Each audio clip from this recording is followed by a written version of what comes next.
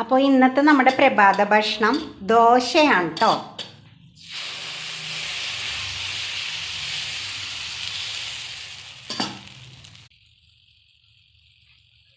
പിന്നെ തേങ്ങാ ചട്നി റെഡി ആയിട്ടുണ്ട്.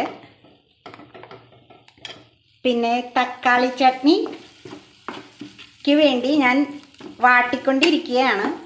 തക്കാളി, സവാള, ഉണക്കമുളക്, ഉപ്പ്,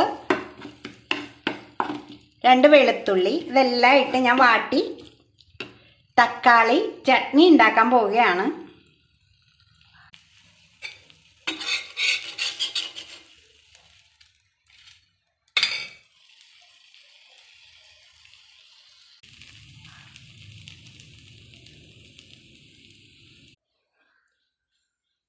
അപ്പോൾ നമ്മുടെ ദോശയും നല്ല മൊരിഞ്ഞ ദോശയും